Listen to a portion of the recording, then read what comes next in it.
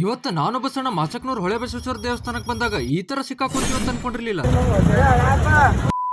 ನಮಸ್ಕಾರ ರೀ ದೊಡ್ಡ ಮಂದಿಗೆ. ಇವಾಗ ಟೈಮ್ ಆಗೈತೆ 5:40. ನಾನು ಬಸಣ್ಣ ಈ 220 ತಗೊಂಡು ಇವಾಗ ಮಾಚಕ್ನೂರ್ ಹೊಳೆ ಬಸವೇಶ್ವರ ದೇವಸ್ಥಾನಕ್ಕೆ ಹೊಂಟಿವಿ. ಇವತ್ತ ಸೋಮವಾರ ಬೇರೆ ಮತ್ತಲ್ಲಿ ಕಾರ್ತಿಕ್ ಇರ್ತೈತಿ. ಬರ್ರಿ ನಿಮಗೂ ತೋರಿಸ್ತೀನಂತ.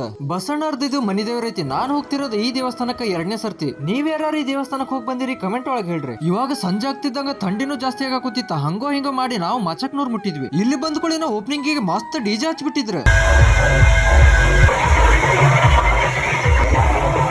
ನೀವೇನಾರ ಇಲ್ಲಿ ತನ ವಿಡಿಯೋ ನೋಡ್ತಿದ್ರ ಫಾಲೋ ಮಾಡ್ಕೊಂಡು ಮಾಚಕ್ನೂರ್ ಬರೋ ಫ್ರೆಂಡ್ಸ್ ಗೆ ಈ ವಿಡಿಯೋನ ಶೇರ್ ಮಾಡ್ರಿ. ಇವಾಗ ನಾವು ಗಾಡಿ ಪಾರ್ಕ್ ಮಾಡಿ ಗುಡಿ ಕಡೆ ಬಂದ್ರ ಜನ ನೋಡ್ರಿ ಇಲ್ಲಿ. ಅದಕ್ಕ ದರ್ಶನ ಮಾಡಕ ಲೇಟ್ ಆಗ್ಬಾರ್ದಂತ ನಾನು ಬಸಣ್ಣ ಈ ಎಜಾರ್ ಕಡೆ ಕಾಯಿ ಮತ್ತ ಎಣ್ಣೆ ತಗೊಂಡು ಅಲ್ಲೇ ಚಪ್ಲಿ ಬಿಟ್ಟು ಹೊಂಟಿವ್ ನೋಡ್ರಿ. ಇವತ್ತ ಕಾರ್ತಿಕ್ ಐತಿ, ಅದಕ್ಕ ಹೊಳೆ ಬಸವೇಶ್ವರ ದೇವ್ರ ನೆನದ ಜನರೆಲ್ಲ ದೀಪ ಹಚ್ಚಿ ದೇವ್ರನ್ನ ಬೇಡ್ಕೊಂತಾರ.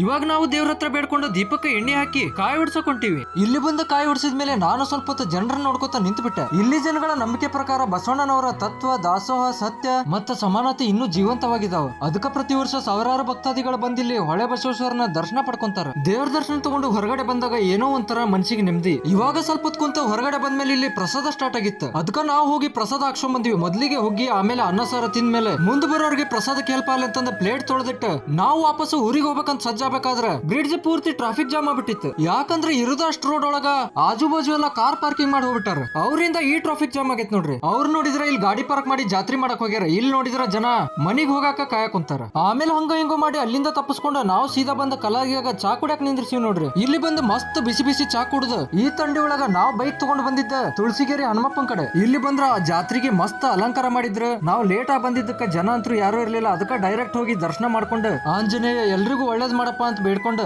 ಅಲ್ಲೇ ಸ್ವಲ್ಪ ಹೊತ್ತು ಕುಂತ ಇವಾಗ ನಾವು ಹೊಂಟಿವಿ ಬಾಗಲಕೋಟೆಗೆ. ನೆಕ್ಸ್ಟ್ ವಿಡಿಯೋ ಒಳಗೆ ಸಿಗುವ. ಬಾಯ್.